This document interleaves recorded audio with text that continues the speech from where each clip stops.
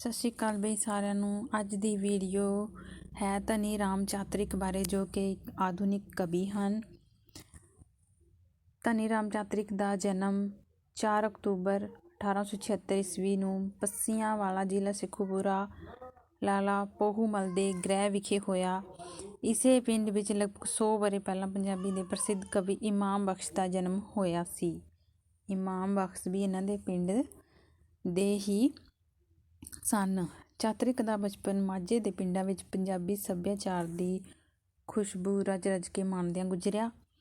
ਯਾਨੀ ਕਿ ਇਹਨਾਂ ਦਾ ਬਚਪਨ ਜ਼ਿਲ੍ਹਾ ਸ਼ੇਖੂਪੁਰਾ ਪੱਸੀਆਂ ਵਿਖੇ ਹੀ ਗੁਜ਼ਰਿਆ। ਆਰਥਿਕ ਪੱਖੋਂ ਸਥਿਤੀ ਕਮਜ਼ੋਰ ਹੋਣ ਕਰਕੇ ਆਪ ਦਾ ਸਾਰਾ ਪਰਿਵਾਰ 1878 ਈਸਵੀ ਵਿੱਚ ਪੱਸੀਆਂਵਾਲਾ ਨੂੰ ਛੱਡ ਕੇ ਪਿੰਡ ਲੋਪੋ ਜ਼ਿਲ੍ਹਾ ਅੰਮ੍ਰਿਤਸਰ ਵਿੱਚ ਵਸਿਆ। ਚਾਤਰਿਕ ਦੀ ਮੁੱਢਲੀ ਪੜ੍ਹਾਈ ਵੀ ਇੱਥੇ ਹੀ ਹੋਈ। ਕਾਰੋਬਾਰ ਦੇ ਸਿਲਸਿਲੇ ਵਿੱਚ ਚਾਤਰਿਕ 3 ਕੁ ਵਰ੍ਹੇ ਮਹਾਨਗਰੀ ਮੁੰਬਈ ਵਿੱਚ ਰਿਹਾ। ਚਾਤਰਿਕ ਨੂੰ ਧਰਤੀ ਦਾ ਕਵੀ ਵੀ ਆਖਿਆ ਜਾਂਦਾ ਹੈ। ਸਿੱਧਾ ਪ੍ਰਸ਼ਨ ਪੁੱਛ ਲਿਆ ਜਾਂਦਾ ਹੈ ਬਈ ਧਰਤੀ ਦਾ ਕਵੀ ਕਿਸ ਨੂੰ ਆਖਿਆ ਜਾਂਦਾ ਹੈ, ਤਾਂ ਧਨੀ ਰਾਮ ਚਾਤਰਿਕ ਨੂੰ, ਕਿਉਂਕਿ ਇਹਨਾਂ ਦੀਆਂ ਕਵਿਤਾਵਾਂ ਦਾ ਵਿਸ਼ਾ ਕੀ ਹੈ? ਅਰਸ਼ਾਂ ਦੇ ਜ਼ਿਕਰ ਦੀ ਥਾਂ ਫਰਸ਼ਾਂ ਦਾ ਜ਼ਿਕਰ ਹੈ। ਕਵਿਤਾਵਾਂ ਵਿੱਚ ਅਰਸ਼ਾਂ ਦੀ ਥਾਂ ਫਰਸ਼ਾਂ ਦਾ ਜ਼ਿਕਰ ਹੈ। ਯਾਨੀ ਕਿ ਆਮ ਜ਼ਿੰਦਗੀ ਬਾਰੇ, ਪੇਂਡੂ ਸੱਭਿਆਚਾਰ ਬਾਰੇ ਇਹਨਾਂ ਦੀਆਂ ਕਵਿਤਾਵਾਂ ਜ਼ਿਆਦਾ ਮਿਲਦੀਆਂ ਹਨ। ਪੰਜਾਬ ਬਾਰੇ ਵੀ ਸੱਸਾ ਸੱਸਾ ਚਰਨ ਸਿੰਘ ਸ਼ਹੀਦ, ਪ੍ਰੋਫੈਸਰ ਮੋਹਨ ਸਿੰਘ, ਗਿਆਨੀ ਹਰਿੰਦਰ ਸਿੰਘ ਰੂਪ, ਪ੍ਰਿੰਸੀਪਲ ਤੇਜਾ ਸਿੰਘ, ਡਾਕਟਰ ਮੋਹਨ ਸਿੰਘ ਦੀਵਾਨਾ, ਨਾਨਕ ਸਿੰਘ, ਦੇਵੀਦਾਸ ਹਿੰਦੀ, ਬਲਦੇਵ ਚੰਦਰ ਬੇਕਰ ਅਤੇ ਫਿਰੋਜ਼ ਸ਼ਾਹ ਸ਼ਰਫ਼ ਵਰਗੇ ਪ੍ਰਮੁੱਖ ਕਵੀ ਅਤੇ ਪੰਜਾਬੀ ਲੇਖਕ ਉਹਨਾਂ ਦੀ ਮਿੱਤਰ ਮੰਡਲੀ ਵਿੱਚ ਸ਼ਾਮਿਲ ਸਨ, ਯਾਨੀ ਕਿ ਉਹਨਾਂ ਦੇ ਸਮਕਾਲੀ ਸਨ।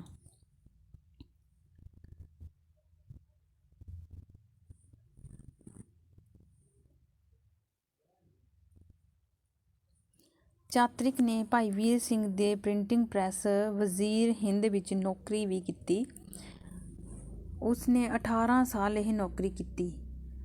ਭਾਈ ਵੀਰ ਸਿੰਘ ਜੀ ਦੇ ਬਹੁਤੇ ਨਾਵਲ ਟਰੈਕਟਾਂ ਦੇ ਪ੍ਰੂਫ ਚਾਤਰਿਕ ਦੇ ਹੱਥਾਂ ਵਿੱਚ ਹੋ ਕੇ ਗੁਜ਼ਰੇ ਸਨ। ਚਾਤਰਿਕ ਦੇ ਘਰ ਉਹਨਾਂ ਦੀ ਪਤਨੀ ਦੀ ਕੁੱਖੋਂ ਇੱਕ ਬੇਟੀ ਅਤੇ 4 ਬੇਟੇ ਹੋਏ। ਬੇਟੀ ਦਾ ਨਾਮ ਵਿਦਿਆਵਤੀ ਅਤੇ ਬੇਟੇ ਸਨ ਬਲਵੰਤ ਰਾਏ, ਜਸਵੰਤ ਰਾਏ, ਬ੍ਰਿਜ ਮੋਹਨ, ਪ੍ਰੇਮ ਕੁਮਾਰ।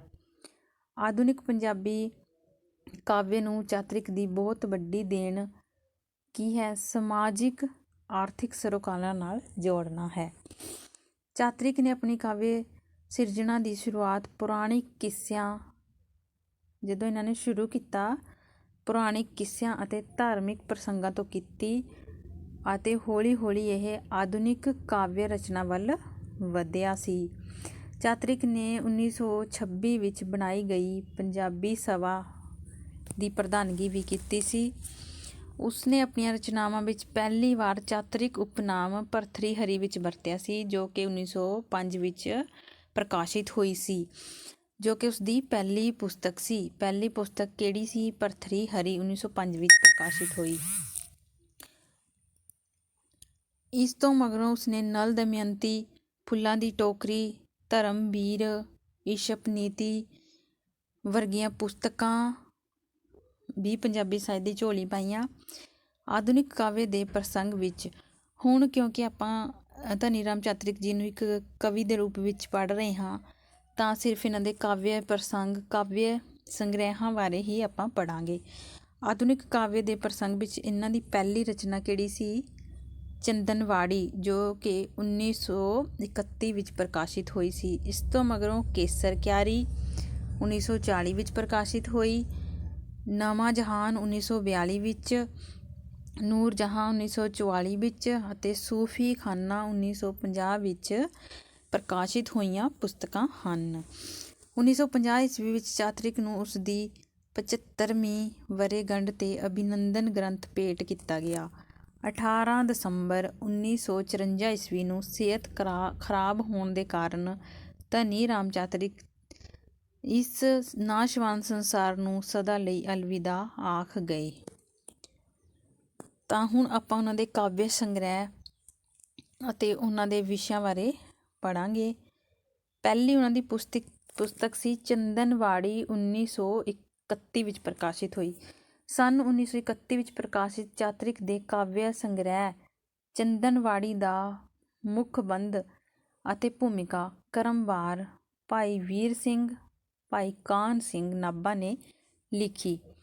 ਭੂਮਿਕਾ ਇਹਨਾਂ ਨੇ ਲਿਖੀ ਇਸ ਪੁਸਤਕ ਦੀ, ਭਾਈ ਵੀਰ ਸਿੰਘ ਅਤੇ ਭਾਈ ਕਾਨ੍ਹ ਸਿੰਘ ਜੀ ਨੇ। ਇਸ ਕਾਵਿ ਸੰਗ੍ਰਹਿ ਦੀਆਂ ਕਵਿਤਾਵਾਂ ਨੂੰ 10 ਭਾਗਾਂ ਵਿੱਚ ਵਿਸ਼ੇਵਾਰ ਵਰਗਿਤ ਕੀਤਾ ਗਿਆ ਹੈ। ਤਾਂ ਇਹ ਵੀ ਇੱਕ ਕੁਐਸਚਨ ਬਣਦਾ ਹੈ ਕਿ ਚੰਦਨਵਾੜੀ ਨੂੰ ਕਿੰਨੇ ਭਾਗਾਂ ਵਿੱਚ ਵਰਗੀਕ੍ਰਿਤ ਕੀਤਾ ਗਿਆ ਹੈ? ਤਾਂ 10 ਭਾਗਾਂ ਵਿੱਚ। ਪਹਿਲੇ ਭਾਗ ਵਿੱਚ ਕੀ ਹੈ? ਪ੍ਰਾਰਥਨਾ। ਇਸ ਭਾਗ ਵਿੱਚ ਚਾਤਰਿਕ ਦੀਆਂ 4 ਕਵਿਤਾਵਾਂ ਸੰਕਲਿਤ ਹਨ। ਇਹ ਭਾਗ ਇੱਕ ਤਰ੍ਹਾਂ ਨਾਲ ਮੰਗਲਾਚਰਨ ਦੀ ਭੂਮਿਕਾ ਨਿਭਾਉਂਦਾ ਹੈ। ਕਵੀ ਲਈ ਪਰਮਾਤਮਾ ਸ੍ਰਿਸ਼ਟੀ ਦੇ ਹਰ ਹਿੱਸੇ ਵਿੱਚ ਮੌਜੂਦ ਹੈ। ਉਹ ਦੁਨੀਆ ਦੇ ਸਾਰੇ ਲੋਕਾਂ ਦਾ ਪਾਰ ਉਤਾਰਾ ਕਰਨ ਦੀ ਅਰਦਾਸ ਕਰਦਾ ਹੈ। ਕਵੀ ਹੈ ਜੋ ਰੱਬ ਅੱਗੇ ਅਰਦਾਸ ਕਰਦਾ ਹੈ ਪਹਿਲੇ ਭਾਗ ਵਿੱਚ। ਇਸ ਦਾ ਨਾਮ ਹੈ ਪ੍ਰਾਰਥਨਾ। ਤੇ ਦੂਸਰਾ ਭਾਗ ਹੈ ਧਾਰਮਿਕ ਭਾਵ। ਇਸ ਭਾਗ ਵਿੱਚ 5 ਕਵਿਤਾਵਾਂ ਸੰਕਲਿਤ ਹਨ। ਇਹਨਾਂ ਵਿੱਚ ਕਵੀ ਆਪਣੇ ਰਹੱਸਵਾਦੀ ਅਨੁਭਵ ਨੂੰ ਪ੍ਰਗਟ ਕਰਦਾ ਹੈ। ਪ੍ਰੀਤਮ ਜੀ ਨਾਮਕ ਕਵਿਤਾ ਵਿੱਚ ਪ੍ਰਭੂ ਦੇ ਨਿਸ਼ਠੁਰ ਸੁਭਾਅ ਦਾ ਚਿੱਤਰਨ ਕੀਤਾ ਗਿਆ ਹੈ, ਕਿਉਂਕਿ ਉਹ ਜਗਿਆਸੂਆਂ ਅਤੇ ਦਰਸ਼ਨ ਦੇ ਅਭਿਲਾਸ਼ੀਆਂ ਨੂੰ ਤਰਸਾਉਂਦਾ ਰਹਿੰਦਾ ਹੈ। ਜੋ ਪਰਮਾਤਮਾ ਹੈ ਉਸ ਬਾਰੇ ਆਖਿਆ ਗਿਆ ਹੈ। ਇਹੋ ਜਿਹੇ ਭਾਵ ਕੋਰਾ ਕਾਦਰ ਨਾਮਕ ਕਵਿਤਾ ਵਿੱਚ ਵੀ ਪ੍ਰਗਟ ਕੀਤੇ ਗਏ ਹਨ। ਕੋਰਾ ਕਾਦਰ ਅਤੇ ਪ੍ਰੀਤਮ ਜੀ 2 ਕਵਿਤਾਵਾਂ ਹੋ ਗਈਆਂ। ਇਸ ਤਰ੍ਹਾਂ ਚਾਤਰਿਕ ਧਰਮ ਦੇ ਪਖੰਡੀ, ਰੂੜੀਵਾਦੀ, ਕਾਰੋਬਾਰੀ ਰੂਪ ਦੀ ਡਟ ਕੇ ਆਲੋਚਨਾ ਵੀ ਕਰਦਾ ਹੈ, ਜੋ ਉਸ ਦੇ ਮਾਨਵਤਾਵਾਦੀ ਅਨੁਭਵ ਨੂੰ ਪ੍ਰਮਾਣਿਤ ਕਰਦਾ ਹੈ। ਕੋਰਾ ਕਾਦਰ ਕਵਿਤਾ ਵਿੱਚ ਇਹ ਸਤਰਾਂ ਹਨ। ਢੂੰਡਦੇ ਤੇਰਾ ਟਿਕਾਣਾ, ਹੋਏ ਬਰਬਾਦ ਕਈ, ਤੇਰੇ ਦਰ ਲਈ ਕਰ ਗਏ ਫਰਿਆਦ ਕਈ, ਤੇਰੇ ਰਾਹਾਂ ਤੇ ਖਲੇ ਫਸ ਗਏ ਆਜ਼ਾਦ ਕਈ, ਰੁੜ ਗਏ ਤਾਰੂ ਕਈ, ਭੁੱਲ ਗਏ ਉਸਤਾਦ ਕਈ। ਰੱਬ ਬਾਰੇ ਇਹ ਇਸ ਤਰ੍ਹਾਂ ਆਖੀਆਂ ਗਈਆਂ ਹਨ। ਭਾਗ ਤੀਸਰਾ ਹੈ ਪ੍ਰੇਮ ਦੇ ਬਾਣ। ਇਸ ਭਾਗ ਦੀਆਂ 5 ਕਵਿਤਾਵਾਂ ਹਨ। ਕਵੀ ਨੇ ਰਾਧਾ ਕ੍ਰਿਸ਼ਨ, ਰਾਮ ਸੀਤਾ, ਸਕੁੰਤਲਾ, ਦੁਸ਼ਯੰਤ ਆਦਿ ਪੁਰਾਣਿਕ ਪਾਤਰਾਂ ਦੇ ਆਪਸੀ ਪ੍ਰੇਮ ਭਾਵਾਂ ਦਾ ਨਿਰੂਪਣ ਕੀਤਾ ਹੈ। ਕਵੀ ਨੇ ਸੀਤਾ ਰਾਧਾ ਨੂੰ ਸਾਡੀ ਧਰਤੀ ਦੀ ਆਮ ਨਾਰੀਆਂ ਵਾਂਗ ਬੂ ਦੁਹਾਈ ਕਰਦਿਆਂ ਦਿਖਾ ਕੇ ਆਪਣੇ ਯਥਾਰਥਵਾਦੀ ਸੁਭਾਅ ਦਾ ਇੱਕ ਨਿੱਘਰ ਪ੍ਰਮਾਣ ਪੇਸ਼ ਕੀਤਾ ਹੈ। ਸੀਤਾ ਸੰਦੇਸ਼ ਅਤੇ ਰਾਮ ਸੰਦੇਸ਼ ਵਰਗੀਆਂ ਕਵਿਤਾਵਾਂ ਇਸ ਗੱਲ ਦੀ ਗਵਾਹੀ ਭਰਦੀਆਂ ਹਨ। ਅੱਗੇ ਚੌਥਾ ਭਾਗ ਹੈ ਸਮਾਜਿਕ ਭਾਗ। ਇਸ ਵਿੱਚ ਕੀ ਹੈ? ਸਮਾਜਿਕ ਵਿਸ਼ੇ ਹਨ। ਇਸ ਭਾਗ ਦੀਆਂ 10 ਕਵਿਤਾਵਾਂ ਕਵੀ ਨੇ ਆਪਣੇ ਯੁੱਗ ਦੀਆਂ ਸਮਾਜਿਕ ਸਮੱਸਿਆਵਾਂ ਦਾ ਨਿਰੂਪਣ ਕੀਤਾ ਹੈ, ਜਿਵੇਂ ਗ੍ਰਹਿਸਥਨ ਦਾ ਧਰਮ, ਪਿਤਾ ਵੱਲੋਂ ਪੁੱਤਰ ਨੂੰ ਸੂਚਨਾ, ਬਾਲ ਵਿਧਵਾ, ਸੁਖੀ ਜੀਵਨ ਦੀ ਕੁੰਜੀ, ਬੇਰੁਜ਼ਗਾਰੀ, ਇੱਕ ਧੀ ਦੀ ਆਪਣੇ ਮਾਪਿਆਂ ਵੱਲ ਚਿੱਠੀ।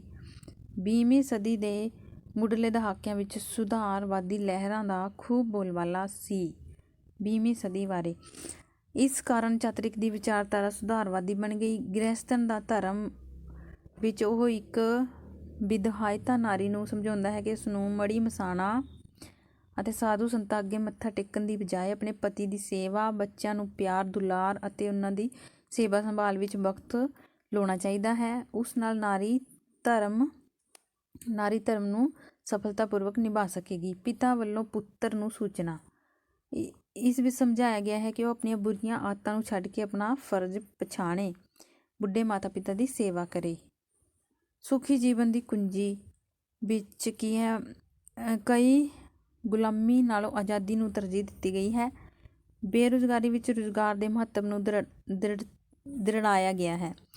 ਧੀ ਦੀ ਚਿੱਠੀ ਵਿੱਚ ਕਵੀ ਦੱਸਦਾ ਹੈ ਕਿ ਮਾਪਿਆਂ ਨੂੰ ਚਾਹੀਦਾ ਹੈ ਕਿ ਉਹ ਆਪਣੀ ਧੀਆਂ ਨੂੰ ਖੂਬ ਪੜ੍ਹਾਈ ਲਿਖਾਈ ਕਰਵਾਉਣ, ਚੱਜ ਆਚਾਰ ਦੇਣ, ਤਾਂ ਹੀ ਸਹੁਰੇ ਘਰ ਵਿੱਚ ਉਹਨਾਂ ਦੀ ਕੋਈ ਮੁੱਲ ਪੈਣਾ ਹੈ। ਇਸ ਭਾਗ ਦੀਆਂ ਕਵਿਤਾਵਾਂ ਵਿੱਚ ਕਵੀ ਸਮਾਜਿਕ ਜੀਵਨ ਨਾਲ ਸੰਬੰਧਿਤ ਸਮੱਸਿਆਵਾਂ ਬਾਰੇ ਸੁਧਾਰਵਾਦੀ ਦ੍ਰਿਸ਼ਟੀਕੋਣ ਦਾ ਪ੍ਰਗਟਾਵਾ ਵੀ ਕਰਦਾ ਹੈ। ਅੱਗੇ ਹੈ 5ਵਾਂ ਭਾਗ ਸਦਾਚਾਰ ਗੁਲਜ਼ਾਰ। ਇਸ ਭਾਗ ਵਿੱਚ ਕਵੀ ਨੇ ਸਦਾਚਾਰਕ ਕਦਰਾਂ ਕੀਮਤਾਂ ਦੀ ਪੇਸ਼ਕਾਰੀ ਕਰਦਿਆਂ ਹੋਇਆਂ ਮਨੁੱਖ ਨੂੰ ਵਿਕਾਰਾਂ ਤੋਂ ਬਚਣ ਦਾ ਸੁਝਾਅ ਦਿੱਤਾ ਹੈ। ਹਿੰਮਤ ਦੀ ਫਤਿਹ ਨਾਮਕ ਕਵਿਤਾ ਵਿੱਚ ਚਾਤਰਿਕ ਦੌਲਤ ਬੁੱਧੀ ਵਿੱਦਿਆ ਹੋਣੀ ਨਾਲੋਂ ਹਿੰਮਤ ਸਾਹਸ ਨੂੰ ਵਧੇਰੇ ਬਲਵਾਨ ਅਤੇ ਪ੍ਰਭਾਵਸ਼ਾਲੀ ਸਿੱਧ ਕਰਦਾ ਹੈ। ਨਿਮਰਤਾ ਨਾਮਕ ਕਵਿਤਾ ਵਿੱਚ ਕਵੀ ਹਲੀਮੀ ਅਤੇ ਨਿਮਰਤਾ ਦਾ ਗੁਣਗਾਨ ਕਰਦਾ ਹੈ। ਬਲਦ ਦੀ ਕਹਾਣੀ ਨਾਮਕ ਕਵਿਤਾ ਵਿੱਚ ਇਨਸਾਨ ਨੂੰ ਪਸ਼ੂਆਂ ਤੋਂ ਪ੍ਰੇਰਨਾ ਲੈ ਕੇ ਲੋਕ ਭਲਾਈ ਤੇ ਕੰਮ ਕਰਨ ਦਾ ਉਪਦੇਸ਼ ਦਿੰਦਾ ਹੈ। ਇਹ ਭਾਗ ਪੰਜਵੇਂ ਵਿੱਚ ਸਦਾਚਾਰ ਗੁਲਜ਼ਾਰ ਵਿੱਚ ਦਰਜ ਹਨ। ਨਿਮਰਤਾ, ਬਲਦ ਦੀ ਕਹਾਣੀ, ਹਿੰਮਤ ਦੀ ਫਤਿਹ। ਅੱਗੇ ਹੈ ਭਾਗ ਛੇਵਾਂ, ਦੇਸ਼ ਕੌਮ ਦੇ ਤਰਾਨੇ। ਇਸ ਭਾਗ ਵਿੱਚ ਕਵੀ ਦੇਸ਼ ਪਿਆਰ ਦੀਆਂ ਭਾਵਨਾਵਾਂ ਨੂੰ ਮੁੱਖ ਰੱਖ ਕੇ ਲਿਖੀਆਂ ਹੋਈਆਂ ਕਵਿਤਾਵਾਂ ਸੰਕਲਿਤ ਹਨ। ਇੱਕ ਕਵਿਤਾ ਹੈ ਫੁੱਟ ਦੇ ਕਾਰੇ ਵਿੱਚ ਚਾਤਰਿਕ ਹਿੰਦੁਸਤਾਨੀਆਂ ਨੂੰ ਸੰਪਰਦਾਇਕ ਏਕਤਾ ਦਾ ਪਾਠ ਪੜ੍ਹਾਉਂਦਾ ਹੈ। ਹੋਸ਼ ਦਾ ਛਾਟਾ ਅਛੂਤ ਉਦਾਰ ਦਾ ਸੰਦੇਸ਼ ਦਿੰਦਾ ਹੈ। ਏਕੇ ਦੀ ਬਰਕਤ ਵਿੱਚ ਏਕਤਾ ਦਾ ਪਾਠ ਪੜ੍ਹਾਇਆ ਗਿਆ ਹੈ। ਅਤੇ ਪੰਜਾਬ ਨਾਮਕ ਕਵਿਤਾ ਵਿੱਚ ਕਵੀ ਨੇ ਪੰਜਾਬੀ ਸੱਭਿਆਚਾਰ ਦੇ ਵੱਖ-ਵੱਖ ਪੱਖਾਂ ਦਾ ਗੌਰਵਗਾਨ ਕੀਤਾ ਹੈ। ਇਸ ਕਵਿਤਾ ਵਿੱਚ ਉਸਨੇ 7 ਭਾਗਾਂ ਵਿੱਚ ਪੇਸ਼ ਕੀਤਾ ਹੈ। ਬਣਤਰ, ਬਰਕਤ, ਸਖਾਵਤ, ਇਤਿਹਾਸਿਕ ਸ਼ਾਨ, ਸਾਹਸ, ਸੁਭਾਅ ਅਤੇ ਸਦਰ। ਅੱਗੇ ਹੈ ਭਾਗ ਸੱਤਵਾਂ। ਭਾਗ ਸੱਤਵਾਂ ਹੈ ਕੁਦਰਤ ਦਾ ਮੇਲਾ। ਇਸ ਭਾਗ ਵਿੱਚ ਕੁਦਰਤ ਦੇ ਕੁਝ ਦ੍ਰਿਸ਼ ਸਥਾਨਾਂ ਬਾਰੇ ਲਿਖੀਆਂ ਕਵਿਤਾਵਾਂ ਸ਼ਾਮਿਲ ਹਨ, ਜਿਵੇਂ ਹਿਮਾਲਿਆ, ਬਸੰਤ, ਗੰਗਾ, ਰਾਤ, ਨਿਸ਼ਾਤ ਬਾਗ, ਗੁਲਮਰਗ, ਬਸੰਤ ਰੁੱਤ ਆਦਿ ਅਤੇ ਸੌਣ। ਇਸ ਭਾਗ ਦੀਆਂ ਕੁਝ ਪ੍ਰਤੀਨਿਧ ਕਵਿਤਾਵਾਂ ਹਨ। ਹਿਮਾਲਿਆ ਵਿੱਚ ਪਹਾੜ ਦੀ ਬਰਕਤਾਂ ਬਾਰੇ, ਬਸੰਤ ਰੁੱਤ ਦਾ ਵਰਣਨ, ਗੰਗਾ ਵਿੱਚ ਪਵਿੱਤਰ ਨਦੀ ਬਾਰੇ, ਰਾਤ ਵਿੱਚ ਰਾਤ ਦੇ ਉਪਕਾਰਾਂ ਦਾ ਵਰਣਨ, ਨਿਸ਼ਾਤ ਬਾਗ ਅਤੇ ਗੁਲਮਰਗ ਵਿੱਚ ਕਸ਼ਮੀਰ ਦੀ ਸੁੰਦਰਤਾ ਦਾ ਵਰਣਨ ਕੀਤਾ ਗਿਆ ਹੈ। ਸੌਣ ਜੋ ਕਵਿਤਾ ਹੈ ਉਸ ਵਿੱਚ ਇੱਕ ਪਿੰਡ ਵਿੱਚ ਹੋਈ ਵਰਖਾ ਦਾ ਦ੍ਰਿਸ਼ ਦਰਸਾਇਆ ਗਿਆ ਹੈ। ਜਿਵੇਂ ਕਿ ਸੌਣ ਕਵਿਤਾ ਦੀਆਂ ਸਤਰਾਂ ਹਨ। ਸੌਣ ਮਾਹ ਝੜੀਆਂ ਗਰਮੀ ਝਾੜ ਸੁੱਟੀ, ਧਰਤੀ ਪੁੰਗਰੀ ਟਹਿਕੀਆਂ ਡਾਲੀਆਂ ਨੇ, ਰਾਹ ਰੋਕ ਲਏ ਛੱਪੜਾਂ ਟੋਭਿਆਂ ਨੇ, ਨਦੀਆਂ ਨਾਲਿਆਂ ਜੂਹਾਂ ਹੰਗਾਲੀਆਂ ਨੇ। ਅੱਗੇ ਹੈ ਭਾਗ ਅੱਠਵਾਂ, ਜਿਸ ਦਾ ਨਾਮ ਹੈ ਸਾਹਿਤ ਬਗੀਚਾ। ਇਸ ਭਾਗ ਵਿੱਚ ਕਵੀ ਨੇ ਸਾਹਿਤਕ ਸਰੋਕਾਰਾਂ ਨਾਲ ਸੰਬੰਧਿਤ ਕਵਿਤਾਵਾਂ ਸ਼ਾਮਿਲ ਕੀਤੀਆਂ ਹਨ। ਕਵੀ ਦਾ ਰੱਬ ਕਵਿਤਾ ਵਿੱਚ ਕਵੀ ਦਰਸਾਉਂਦਾ ਹੈ ਕਿ ਕਵੀਆਂ ਦਾ ਜੋ ਰੱਬ ਹੈ ਉਹ ਮੰਦਿਰ ਜਾਂ ਮਸੀਤਾਂ ਵਿੱਚ ਕੈਦ ਨਹੀਂ, ਉਹ ਧਰਮ ਦੇ ਰੀਤੀ ਰਿਵਾਜ਼ਾਂ ਤੋਂ ਉੱਪਰ ਹੈ। ਗਰੀਬ ਕਿਸਾਨ ਵਿੱਚ ਇੱਕ ਕਿਸਾਨ ਦੇ ਕਠਿਨ ਜੀਵਨ ਬਾਰੇ ਦੱਸਿਆ ਗਿਆ ਹੈ। ਸੁਰਗੀ ਜੋੜੇ ਮੇਲੇ ਵਿੱਚ ਜੱਟ, ਅੱਖੀਆਂ, ਜਿਉਣ ਪੰਥ ਦੀ ਛੇਕੜਲੀ ਮੰਜ਼ਿਲ। ਇਸ ਭਾਗ ਦੀਆਂ ਕੁਝ ਕਵਿਤਾਵਾਂ ਹਨ ਜੋ ਕਵੀ ਦੇ ਅਨੁਭਵ ਅਤੇ ਪ੍ਰਕਾਸ਼ਮਾਨ ਕਰਦੀਆਂ ਹਨ। ਕਵੀ ਦੇ ਅਨੁਭਵ ਨੂੰ ਪ੍ਰਕਾਸ਼ਮਾਨ ਕਰਦੀਆਂ ਹਨ ਸਾਹਿਤ ਬਗੀਚਾ ਵਿੱਚ। ਅੱਗੇ 9ਵੇਂ ਭਾਗ ਵਿੱਚ ਹੈ ਫੁਟਕਲ ਟੋਟਕੀ। ਇਸ ਭਾਗ ਵਿੱਚ ਮਨੁੱਖ ਨੇ ਨੈਤਿਕ ਜੀਵਨ ਨਾਲ ਸੰਬੰਧਿਤ ਕੁਝ ਅਹਿਮ ਸੰਕਲਪਾਂ ਦੀ ਪੇਸ਼ਕਾਰੀ ਕੀਤੀ ਹੈ, ਜਿਵੇਂ ਦਇਆ, ਸੰਤੋਖ, ਸੱਚ, ਖਿਮਾ, ਨਿਮਰਤਾ, ਕਾਮ, ਕ੍ਰੋਧ, ਨੇਕੀ, ਅਹਿੰਸਾ ਆਦਿ ਵਿਸ਼ਿਆਂ ਬਾਰੇ। ਆਖਰੀ ਭਾਗ ਹੈ ਗੀਤ ਗਜ਼ਲ। ਇਸ ਭਾਗ ਵਿੱਚ 2 ਗਜ਼ਲਾਂ, 6 ਗੀਤ ਸੰਕਲਿਤ ਹਨ। ਇਹਨਾਂ ਰਚਨਾਵਾਂ ਦੇ ਵਿਸ਼ੇ ਪ੍ਰੇਮ ਦੇ ਰਵਾਇਤੀ ਸਰੂਪ ਦੀ ਪੇਸ਼ਕਾਰੀ ਕਰਦੇ ਹਨ। ਇਸ ਭਾਗ ਵਿੱਚ ਪ੍ਰੇਮ ਕਰਤਾ ਸਿਦਕਵਾਨ ਅਤੇ ਪ੍ਰੇਮ ਪਾਤਰ ਬੇਵਫਾ, ਹਰਜਾਈ ਅਤੇ ਨਿਸ਼ਠੁਰ ਦਿਖਾਇਆ ਗਿਆ ਹੈ। ਚੰਦਨਵਾੜੀ, ਇਹ ਸਾਰੇ ਚੰਦਨਵਾੜੀ ਕਾਵਿ ਸੰਗ੍ਰਹਿ ਦੇ ਇਸ ਪੁਸਤਕ ਦੇ 10 ਭਾਗ ਹਨ। ਚੰਦਨਵਾੜੀ ਸੰਕਲਿਤ ਦੇ ਕਵਿਤਾਵਾਂ ਦੇ ਵਿਸ਼ੇਗਤ ਵਿਸ਼ਲੇਸ਼ਣ ਤੋਂ ਇਹ ਸਪਸ਼ਟ ਹੋ ਜਾਂਦਾ ਹੈ ਕਿ ਕਵੀ ਨੇ ਆਪਣੇ ਯੁੱਗ ਦੇ ਹਰ ਇੱਕ ਮਹੱਤਵਪੂਰਨ ਸਰੋਕਾਰ ਨੂੰ ਆਪਣੀ ਅਭਿਵਿਅਕਤੀ ਦਾ ਵਿਸ਼ਾ ਬਣਾਇਆ ਹੈ। ਉਹ ਇੱਕ ਸੁਧਾਰਵਾਦੀ ਲੇਖਕ ਆਪਣੇ ਸਮਾਜ ਉੱਪਰ ਸਾਰੇ ਉਲਾਰਾਂ ਵਿਗਾੜਾਂ ਤੋਂ ਮੁਕਤ ਵੇਖਣਾ ਚਾਹੁੰਦਾ ਹੈ। ਆਪਣੇ ਸਮਾਜ ਨੂੰ ਉਹ ਮਿਹਨਤਕਸ਼ ਮਜ਼ਦੂਰ ਕਿਸਾਨ ਉਹਨਾਂ ਦੇ ਹੱਕਾਂ ਲਈ ਡਟ ਕੇ ਵਕਾਲਤ ਕਰਦਾ ਹੈ। ਮਜ਼ਦੂਰ ਉਸ ਵਾਸਤੇ ਸੁਰਗੀ ਜੋੜੇ ਹਨ, ਉਹਨਾਂ ਦੇ ਮੱਥੇ 10 ਨੂੰਹਾਂ ਦੀ ਕਿਰਤ ਕਮਾਈ ਦੇ ਕਾਰਨ ਸਦਾ ਦਮਕਦੇ ਚਮਕਦੇ ਰਹਿੰਦੇ ਹਨ। ਚਾਤਰਿਕ ਦੀਆਂ ਕਵਿਤਾਵਾਂ ਵਿੱਚ ਭਾਈ ਵੀਰ ਸਿੰਘ ਵਾਂਗ ਕੋਈ ਰਹੱਸ ਤਾਂ ਨਹੀਂ, ਪਰ ਉਸ ਦੀ ਸੂਝ ਉਸਨੂੰ ਧਰਤੀ ਨਾਲ ਬੰਨੀ ਰੱਖਦੀ ਹੈ। ਇਸ ਲਈ ਪੂਰਨ ਵਾਂਗ ਰੋਮਾਂਟਿਕ ਨਾ ਹੋ ਕੇ ਉਹ ਯਥਾਰਥਵਾਦੀ ਹੋ ਨਿਬੜਿਆ ਹੈ। ਇਹ ਇੱਕ ਯਥਾਰਥਵਾਦੀ ਕਵੀ ਹੈ। ਹੁਣ ਤੱਕ ਆਪਾਂ ਨੇ ਚੰਦਨਵਾੜੀ ਇੱਕ ਜੋ ਇਹਨਾਂ ਦੀ ਪੁਸਤਕ ਬਾਰੇ ਹੀ ਪੜ੍ਹਿਆ ਹੈ। ਇਸ ਦੇ 10 ਭਾਗ ਹਨ। 10 ਭਾਗਾਂ ਵਿੱਚ ਇਹ ਜੋ ਚੰਦਨਵਾੜੀ ਹੈ ਵੰਡੀ ਹੋਈ ਹੈ। ਦੂਸਰੇ ਅੱਗੇ ਹੈ ਕੇਸਰ ਕਿਆਰੀ, ਜੋ 1940 ਵਿੱਚ ਪ੍ਰਕਾਸ਼ਿਤ ਹੋਈ ਸੀ। ਧਨੀ ਰਾਮ ਚਾਤਰਿਕ ਦੀਆਂ ਕਵਿਤਾਵਾਂ ਦਾ ਦੂਜਾ ਸੰਗ੍ਰਹਿ ਕੇਸਰ ਕਿਆਰੀ ਹੈ, ਜੋ 1940 ਵਿੱਚ ਪ੍ਰਕਾਸ਼ਿਤ ਹੋਈ। ਇਸ ਵਿੱਚ ਉਹਨਾਂ ਨੇ 1932 ਤੋਂ ਲੈ ਕੇ 40 ਤੱਕ ਦੀਆਂ ਕਵਿਤਾਵਾਂ ਸ਼ਾਮਿਲ ਕੀਤੀਆਂ ਹਨ। ਅਤੇ ਇਸ ਵਿੱਚ ਕੀ ਹੈ, ਗਜ਼ਲਾਂ, ਗੀਤ, ਕਾਫੀਆਂ, ਕਵਾਲੀਆਂ ਸ਼ਾਮਿਲ ਹਨ। ਆਪਣੀਆਂ ਕਵਿਤਾਵਾਂ ਵਿੱਚ ਚਾਤਰਿਕ ਨੇ ਪੰਜਾਬ ਦੇ ਮੇਲਿਆਂ ਦੀ ਇਸ ਵਿੱਚ ਭਰਪੂਰ ਜ਼ਿਕਰ ਕੀਤਾ ਹੈ। ਮੇਲਿਆਂ ਦਾ ਪੰਜਾਬ ਬਾਰੇ ਯਾਨੀ ਕਿ ਜੋ ਵੀ ਹੈ, ਇਸ ਪੁਸਤਕ ਵਿੱਚ ਇਹਨਾਂ ਨੇ ਪੰਜਾਬ ਨਾਲ ਰਿਲੇਟਿਡ ਕਵਿਤਾਵਾਂ ਸ਼ਾਮਿਲ ਕੀਤੀਆਂ ਹਨ। ਜਿਵੇਂ ਮੇਲੇ ਵਿੱਚ ਜੱਟ, ਵਿਸਾਖੀ ਦਾ ਮੇਲਾ, ਬਸੰਤ। ਕਵਿਤਾਵਾਂ ਕਵੀ ਨੇ ਵੱਖਰੇ ਵੱਖਰੇ ਮੌਸਮ ਬਾਰੇ ਜੋ ਕਵਿਤਾਵਾਂ ਹਨ ਇਸ ਵਿੱਚ ਸ਼ਾਮਿਲ ਕੀਤੀਆਂ ਹਨ। ਕਵਿਤਾ ਫਿਰਕੇਵਾਜ਼ ਨੂੰ ਦੇ ਅੰਤਰਗਤ ਧਾਰਮਿਕ ਠੇਕੇਦਾਰਾਂ ਉੱਪਰ ਵਿਅੰਗ ਕੱਸਿਆ ਹੈ। 1936 ਵਿੱਚ ਪੈਦਾ ਹੋਈ ਪ੍ਰਗਤੀਸ਼ੀਲ ਲਹਿਰ ਨੇ ਪੰਜਾਬ ਦੇ ਸਮੁੱਚੇ ਲੇਖਕਾਂ ਦਾ ਧਿਆਨ ਆਪਣੇ ਵੱਲ ਖਿੱਚ ਲਿਆ। ਉਹ ਕੌਮ ਦੇ ਸਿਪਾਹੀਓ ਨਾਮਕ ਕਵਿਤਾ ਦੇਸ਼ ਭਗਤੀ ਦੀ ਭਾਵਨਾ ਨੂੰ ਬਿਆਨ ਕਰਦੀ ਹੈ, ਜੋ ਕਿ ਕੇਸਰ ਕਿਆਰੀ ਵਿੱਚ ਹੈ।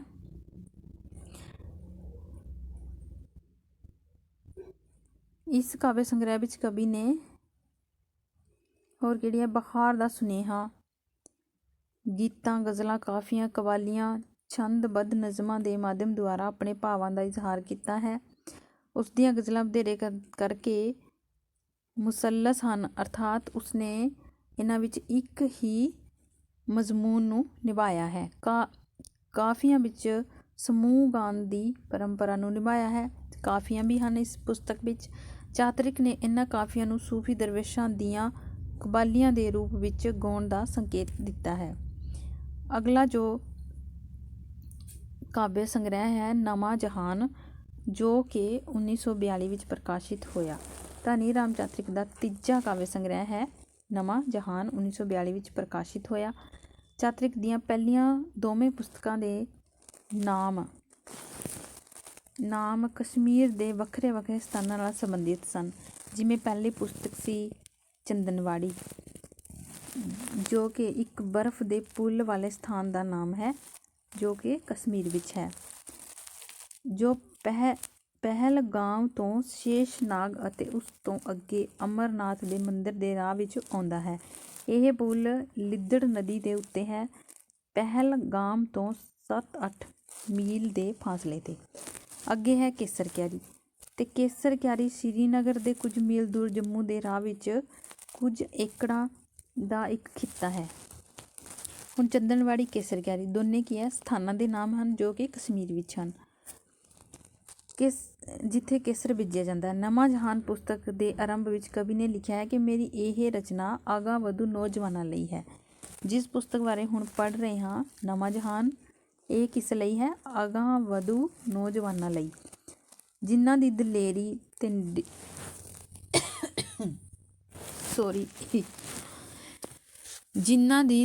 ਅਤੇ ਨਿਡਰਤਾ ਦੇ ਅੱਗੇ ਮੈਂ ਹਿੰਦੁਸਤਾਨ ਦੇ ਸ਼ਾਨ ਭਵਿੱਖ ਦਾ ਸੁਪਨਾ ਲੈ ਰਿਹਾ ਹਾਂ।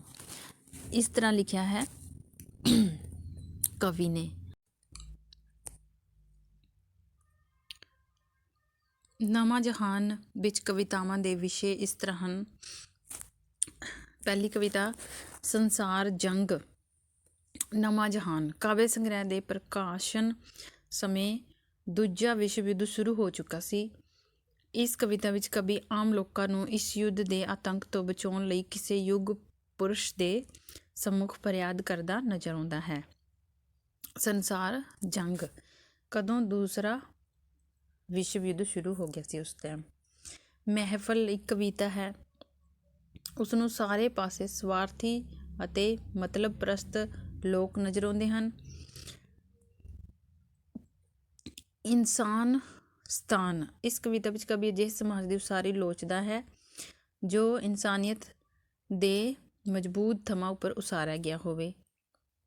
ਇਨਸਾਨ ਸਤਾਨ ਦੀਆਂ ਕੁਝ ਸਤਰਾਂ ਇਸ ਤਰ੍ਹਾਂ ਹਨ। ਉੱਠ ਸਾਕੀ ਇੱਕ ਹਮਲਾ ਮਾਰ, ਨਵਾਂ ਨਸ਼ਾ ਕੋਈ ਕਰ ਤਿਆਰ, ਚੜ੍ਹ ਜਾਵੇ ਸੁਰਤੀ ਅਸਮਾਨ, ਦਿਸਣ ਲੱਗ ਪਏ ਨਇਆ ਜਹਾਨ। ਯਾਨੀ ਕਿ ਮਤਲਬ ਤੋਂ ਬਿਨਾਂ ਇਨਸਾਨੀਅਤ ਦੇ ਮਜ਼ਬੂਤ ਥੰਮ ਹੋਣ ਅਜਿਹੇ ਜਹਾਨ ਦੀ ਕਵੀ ਕਲਪਨਾ ਕਰਦਾ ਹੈ।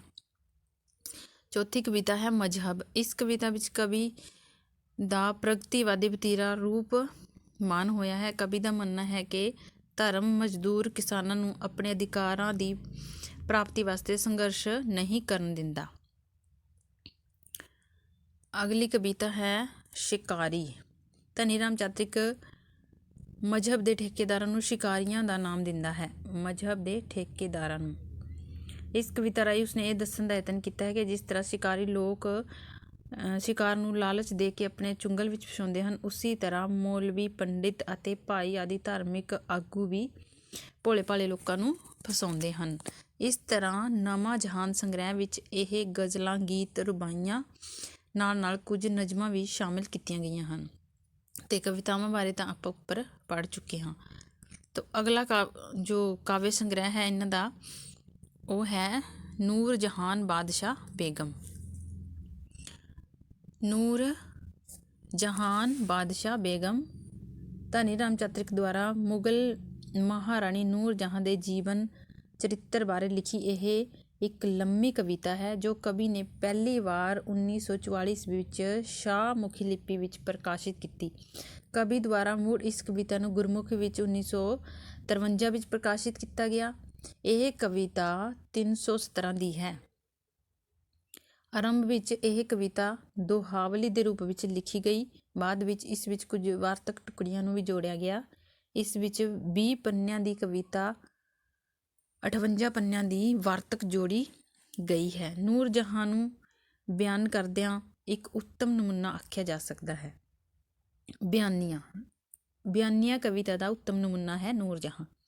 ਧਨੀ ਰਾਮ ਚਾਤ੍ਰਿਕ ਨੇ ਇਸ ਲੰਮੀ ਬਿਰਤਾਂਤਕ ਕਵਿਤਾ ਨੂੰ 8 ਭਾਗਾਂ ਵਿੱਚ ਵੰਡਿਆ ਹੈ। ਸ਼ਾਇਰ ਦੀ ਸੱਦ। ਇਸ ਭਾਗ ਵਿੱਚ ਕਵੀ ਨੂਰ ਜਹਾਂ ਨੂੰ ਬੜੇ ਹੀ ਵੈਰਾਗ ਨਾਲ ਯਾਦ ਕਰਦਾ ਹੈ। ਉਸ ਨੂੰ ਸ਼ਖਸੀਅਤ ਦੇ ਮਹੱਤਵਪੂਰਨ ਪੱਖਾਂ ਨੂੰ ਬਿਆਨ ਕਰਦਾ ਹੈ। ਦੂਸਰੇ ਵਿੱਚ ਜਨਮ।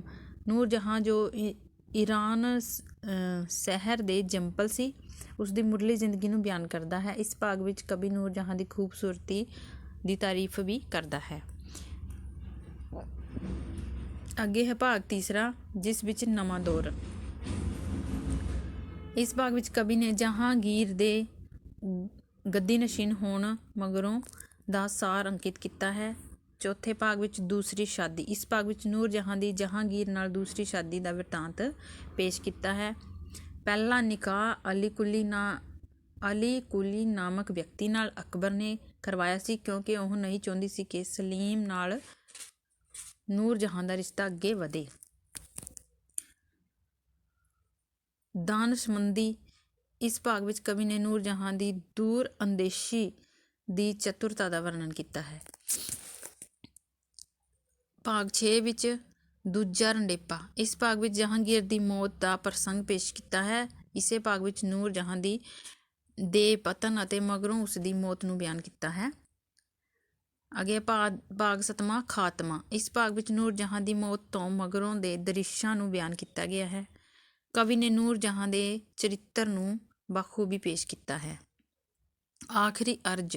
ਇਸ ਭਾਗ ਵਿੱਚ ਨੂਰ ਜਹਾਂ ਦੇ ਜੀਵਨ ਬਿਰਤਾਂਤ ਨੂੰ ਮਾਨਵੀ ਆਧਾਰ ਪ੍ਰਦਾਨ ਕਰਦਾ ਹੈ। ਉਸ ਦਾ ਮੰਨਣਾ ਹੈ ਕਿ ਨੂਰ ਜਹਾਂ ਦੇ ਕਾਲ ਵਿੱਚ ਲੋਕ ਸੱਭਿਆਚਾਰਕ ਏਕਤਾ ਨਾਲ ਜੁੜੇ ਹੋਏ ਸਨ, ਜਦ ਕਿ ਅੱਜ ਸੱਭਿਆਚਾਰ ਦੀਆਂ ਤੰਦਾਂ ਟੁੱਟ ਚੁੱਕੀਆਂ ਹਨ। ਲੋਕ ਧਰਮ ਦੇ ਨਾਮ ਉੱਤੇ ਇੱਕ ਦੂਜੇ ਦੇ ਵੈਰੀ ਬਣ ਗਏ ਹਨ। ਇਹ ਇੱਕੋ ਹੀ ਕਵਿਤਾ ਹੈ ਜਿਸ ਦੇ 8 ਭਾਗ ਹਨ। ਇਸ ਲੰਮੀ ਕਵਿਤਾ ਦੇ ਅੰਤ ਵਿੱਚ ਕਵੀ ਨੇ ਕਿੱਸਾ ਕਾਵਿ ਪਰੰਪਰਾ ਵਾਂਗ ਆਪਣਾ ਨਾਮ, ਪਤਾ, ਕਵਿਤਾ ਲਿਖਣ ਦਾ ਸਾਲ ਵੀ ਬਿਆਨ ਕੀਤਾ ਹੈ। ਕਵੀ ਨੇ ਇਤਿਹਾਸ ਅਤੇ ਕਾਵਿ ਦਾ ਬਹੁਤ ਸੁਚੱਜਾ ਸੁਮੇਲ ਕੀਤਾ ਹੈ। ਇੱਕ ਇਤਿਹਾਸ ਪ੍ਰਸੰਗ ਨੂੰ ਪੇਸ਼ ਕਰਕੇ ਉਸਨੇ ਆਪਣੇ ਯੁੱਗ ਦੀ ਤਸਵੀਰ ਪੇਸ਼ ਕੀਤੀ ਹੈ। ਯਾਨੀ ਕਿ ਉਸ ਟਾਈਮ ਦਾ, ਨੂਰ ਜਹਾਂ ਦੇ ਟਾਈਮ ਦਾ ਇਤਿਹਾਸ ਵੀ ਇਸ ਵਿੱਚ ਲਿਖਿਆ ਗਿਆ ਹੈ। ਅਗਲਾ ਜੋ ਕਾਵਿ ਸੰਗ੍ਰਹਿ ਹੈ ਸੂਫੀ ਖਾਨਾ। ਜੋ 1950 ਵਿੱਚ ਪ੍ਰਕਾਸ਼ਿਤ ਹੋਇਆ। ਇਸ ਕਾਵਿ ਸੰਗ੍ਰਹਿ ਵਿੱਚ ਕਵੀ ਨੇ ਕਈ ਪ੍ਰਕਾਰ ਦੇ ਵਿਸ਼ਿਆਂ ਨੂੰ ਰੂਪਮਾਨ ਕੀਤਾ ਹੈ। ਇਸ ਸੰਗ੍ਰਹਿ ਵਿਚਲੀਆਂ ਕਵਿਤਾਵਾਂ ਦੇ ਵਿਸ਼ੇ ਇਸ ਪ੍ਰਕਾਰ ਹਨ। ਪਹਿਲੀ ਕਵਿਤਾ ਹੈ ਬੋਲੀ ਹੈ ਪੰਜਾਬੀ ਸਾਡੀ। ਇਸ ਕਵਿਤਾ ਵਿੱਚ ਕਵੀ ਨੇ ਪੰਜਾਬੀ ਬੋਲੀ ਪ੍ਰਤੀ ਆਪਣੇ ਪ੍ਰੇਮ ਰੂਪਮਾਨ ਕੀਤਾ ਹੈ। ਇਸ ਨਾਲ ਵੀ ਇਹ ਐਲਾਨ ਕਰਦਾ ਕਿ ਅਸੀਂ ਆਪਣੀ ਮਾਂ ਬੋਲੀ ਪੰਜਾਬੀ ਤੋਂ ਕਦੇ ਵੀ ਬੇਮੁਖ ਨਹੀਂ ਹੋਵਾਂਗੇ। ਅੱਗੇ ਹੈ ਤ੍ਰੈ ਮਾਵਾਂ। ਧਨੀ ਰਾਮ ਚਾਤ੍ਰਿਕ ਨੇ ਇਸ ਕਵਿਤਾ ਰਾਹੀਂ ਆਪਣੀ 3 ਮਾਵਾਂ ਬਾਰੇ ਦੱਸਿਆ ਹੈ। ਪਹਿਲੀ ਮਾਂ ਲਕਸ਼ਮੀ ਦੇਵੀ, ਜਿਸ ਨੇ ਜਨਮ ਦਿੱਤਾ ਸੀ ਅਤੇ ਪਾਲਿਆ ਪਲੋਸਿਆ ਸੀ ਉਸਨੂੰ। ਦੂਜੀ ਮਾਂ ਹੈ ਭਾਰਤ ਮਾਤਾ, ਜਿਸ ਦੀ ਪਵਿੱਤਰ ਮਿੱਟੀ ਵਿੱਚ ਉਹ ਖੇਡ ਕੇ ਬੜਾ ਹੋਇਆ। ਅਤੇ ਤੀਸਰੀ ਮਾਂ ਉਸਨੇ ਪੰਜਾਬੀ ਬੋਲੀ ਨੂੰ ਦੱਸਿਆ ਹੈ, ਜਿਸ ਵਿੱਚ ਕਿ ਤਮਾਮ ਉਮਰ ਕਿੱਸੇ ਅਤੇ ਕਹਾਣੀਆਂ ਉਸਨੇ ਲਿਖੀਆਂ ਹਨ। ਅਗਲੀ ਕਵਿਤਾ ਹੈ ਜਵਾਨ ਭਾਰਤੀ ਨੂੰ। ਇਸ ਕਵਿਤਾ ਵਿੱਚ ਕਵੀ ਨੌਜਵਾਨ ਪੀੜ੍ਹੀ ਨੂੰ ਪ੍ਰਗਤੀਵਾਦੀ ਸੰਦੇਸ਼ ਦਿੰਦਾ ਹੈ। ਉਹ ਮਜ਼੍ਹਬੀ ਠੇਕੇਦਾਰਾਂ ਵਿਰੁੱਧ ਆਵਾਜ਼ ਉਠਾਉਣ ਲਈ ਕਹਿੰਦਾ ਹੈ। ਨਵੀਂ ਦੁਨੀਆ।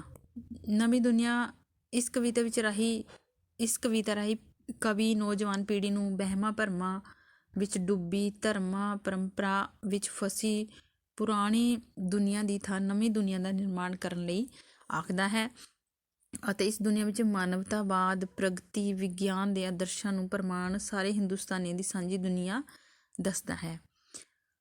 ਚੌਵਰਗੇ। ਪੰਜਵੀਂ ਕਵਿਤਾ ਹੈ ਚੌਵਰਗੇ। ਧਨੀ ਰਾਮ ਚਾਤ੍ਰਿਕ ਦੀ ਵਚਨਬੱਧਤਾ ਹਿੰਦੁਸਤਾਨ ਦੀ ਆਵਾਮ ਨਾਲ ਉਸਨੇ ਆਪਣੀ ਕਵਿਤਾ ਰਾਹੀਂ ਮਜ਼ਦੂਰ, ਮਿਹਨਤਕਸ਼ਾਂ ਦੇ ਅਧਿਕਾਰਾਂ ਲਈ ਆਵਾਜ਼ ਬੁਲੰਦ ਕੀਤੀ ਹੈ। ਉਹ ਚੌਵਰਗੇ ਨਾਮਕ ਕਵਿਤਾ ਵਿੱਚ ਪੂੰਜੀਪਤੀਆਂ ਦੇ ਨਾਪਾਕ ਇਰਾਦਿਆਂ ਨੂੰ ਨੰਗਾ ਕਰਦਾ ਹੈ। ਉਪਰੋਕਤ ਕਵਿਤਾਵਾਂ ਤੋਂ ਇਲਾਵਾ ਇਸ ਸੰਗ੍ਰਹਿ ਅੰਤਰਗਤ ਬਸੰਤ, ਜਿਸ ਵਿੱਚ ਕੀ ਹੈ ਪ੍ਰਕਿਰਤੀ ਚਿਤਰਣ ਹੈ, ਖਿਆਲੀ ਆਜ਼ਾਦੀ ਸਮਾਜਿਕ ਵਿਅੰਗ, ਜਵਾਨੀ ਰਹੱਸਵਾਦ, ਦਾਤਾਂ ਨੂੰ ਸਮਾਜਿਕ ਵਿਅੰਗ, ਅੰਧੇਰ ਨਗਰੀ ਸਮਾਜਿਕ ਵਿਅੰਗ, ਗੁਲਾਬ ਦਾ ਫੁੱਲ ਸਮਾਜਿਕ ਸੱਭਿਆਚਾਰ, ਜ਼ਿੰਮੇਵਾਰੀ ਆਦਿ ਵੱਖ-ਵੱਖ ਵਿਸ਼ਿਆਂ ਨੂੰ ਰੂਪਮਾਨ ਕਰਦਿਆਂ ਕੁਝ ਉਲੇਖਯੋਗ ਕਵਿਤਾਵਾਂ ਸ਼ਾਮਿਲ ਹਨ। ਇਹ ਸੀ ਬਈ ਧਨੀ ਰਾਮ ਚਾਤ੍ਰਿਕ ਜੀ ਦੇ ਕਾਵਿ ਸੰਗ੍ਰਹਿ ਅਤੇ ਉਹਨਾਂ ਵਿੱਚ ਕਵਿਤਾਵਾਂ ਦੇ ਵਿਸ਼ੇ। ਜੋ ਅਗਲਾ ਆਧੁਨਿਕ ਕਵੀ ਹੈ ਪ੍ਰੋਫੈਸਰ ਪੂਰਨ ਸਿੰਘ, ਇਸ ਬਾਰੇ ਅਗਲੀ ਵੀਡੀਓ ਵਿੱਚ ਪੜ੍ਹਾਂਗੇ। ਕਮੈਂਟ ਕਰਕੇ ਦੱਸਣਾ ਕਿ ਵੀਡੀਓ ਕਿਸ ਤਰ੍ਹਾਂ ਦੀ ਲੱਗੀ।